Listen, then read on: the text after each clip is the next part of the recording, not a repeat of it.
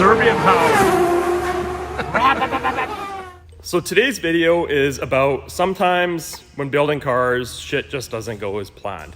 I had a Zr1 conversion bumper on my C7 and it looked great in the pictures. Well, I'm here to pick up my stock bumper and put it on my car and I guess just live with that for the time being. But truthfully, the color was like super off. And that's the color of my car and that's what it's painted. This is like the old C6 sunburnt orange is what this is compared to this. See how brown it is? And I tried to look past it, but just every time I looked at the car, that's all I seen. I had a few friends look at it. They could notice it, but didn't want to say anything.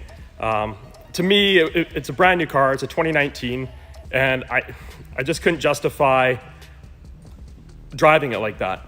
So I took it back to the shop, and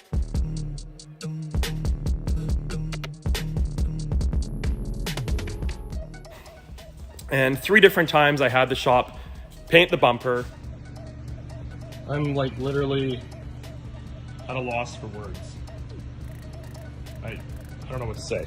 Like, does that look like that? And it literally got worse every time. They wanted to paint the entire front of the car and blend it. I couldn't justify it. It is a stage 3 paint, and I'm sure some of you watching this are painters, so understand that. But I just couldn't justify it getting worse. It was closer the first time. And there was multiple excuses, anywhere from the car's paint is faded, which it had 16 kilometers on it, or 6 miles or something like that. It was brand new. Came out of a showroom, went in my garage, that was it. So that wasn't it. Then it was the material it was built from. Not sure I believe that. I'm not a painter, I'm a mechanic.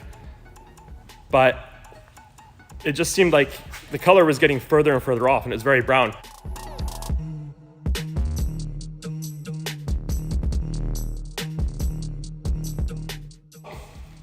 I had another shop look at it and painted it, and it is so close that you can't tell.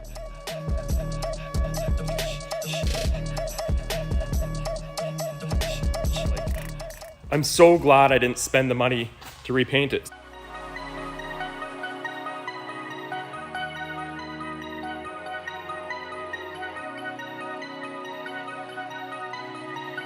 So what I'm saying is just sometimes shit doesn't go as planned. And you'll see in these car shows, like, these guys are building like lift kits and fast race cars in 2 days. And that's not the real world. That's not how it works. I used to watch every Saturday morning the Saturday night car shows, and these guys never ran into a problem on camera.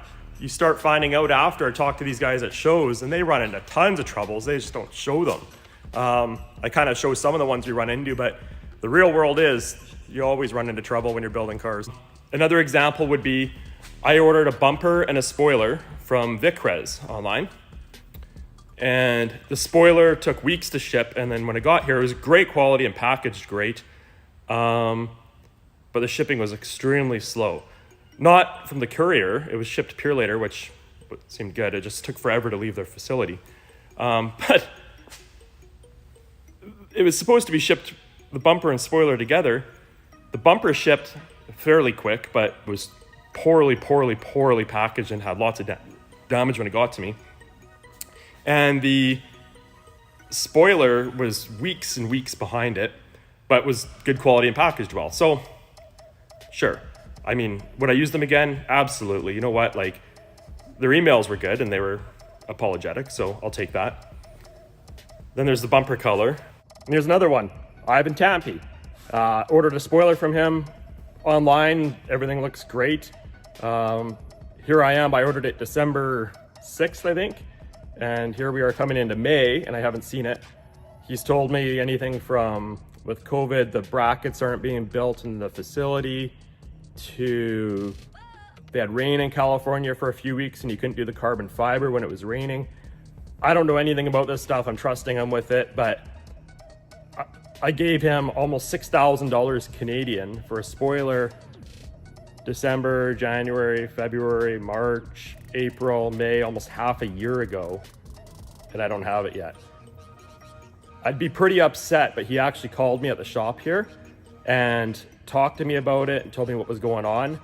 And that goes miles for me. So far things are looking really good. He said it'll ship this week. Here we are, it'll be May right away. So half a year behind. Sometimes on budgets, like as a general rule or a joke, I'll say take your budget and double it.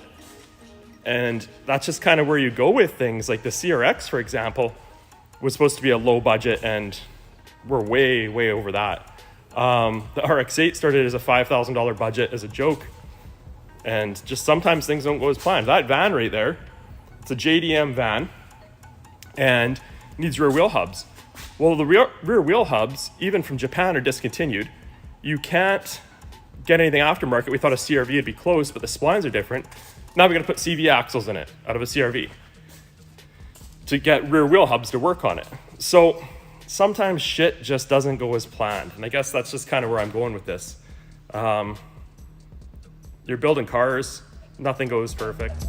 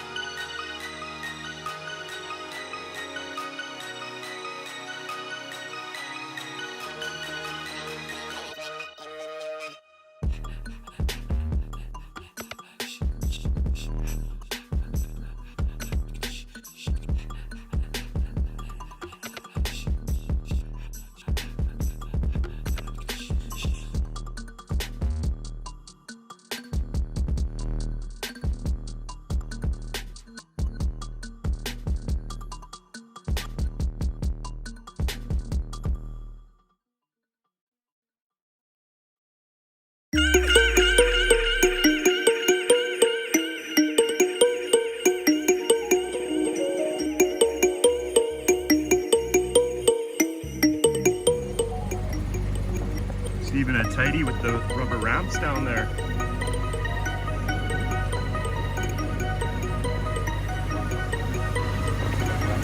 It's nothing a 1/4 inch can't fix.